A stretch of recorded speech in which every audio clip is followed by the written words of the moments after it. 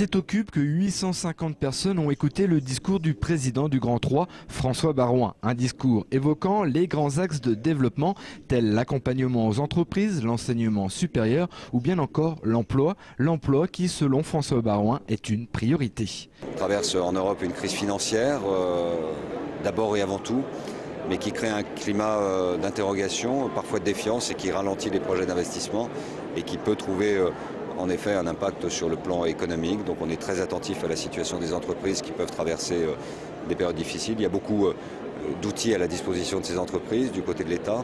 Ça va du chômage partiel à la recherche de soutien par OSEO ou par le Fonds stratégique d'investissement. Donc les outils existent et qui doivent permettre à ces entreprises de traverser des mauvaises passes. Et pour le reste, nous serons là naturellement pour les accompagner. Développer l'agglomération, c'est prévoir l'avenir. L'enseignement supérieur en fait partie. Avec 9000 étudiants, le Grand 3 se doit d'investir. En 2012, 3 grands projets sont à l'ordre du jour. La première, portée par le Grand 3, c'est l'extension de l'ESC, l'École supérieure de commerce. Il y a l'extension de l'UTT aussi qui est prévue. Et puis la construction du nouveau bâtiment de l'EPF, l'École polytechnique française, une grande école d'ingénieurs. Autre axe de développement, l'économie et le social. Dans son discours, François Baroin soulignait l'importance du futur centre commercial de la Chapelle-Saint-Luc et de la requalification de cette commune.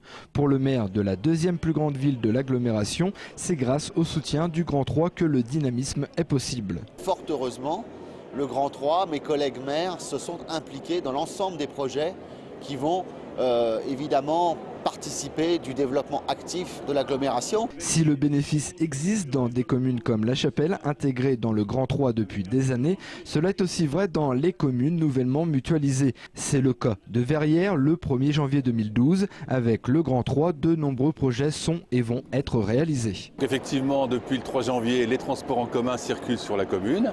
Donc c'est la première chose qui est vraiment visible qu'on a pu voir. Mais il y a également d'autres domaines sur lesquels on travaille, notamment donc l'assainissement. Et puis tout particulièrement, ce qui va nous arriver très rapidement, c'est la collecte des ordures ménagères, où là aussi il y aura concrètement quelque chose sur cette année. François Baroin sait que le Grand 3 est attractif pour nombre de communes, mais il tient à rappeler que ce sont elles qui décident de rejoindre cette grande famille.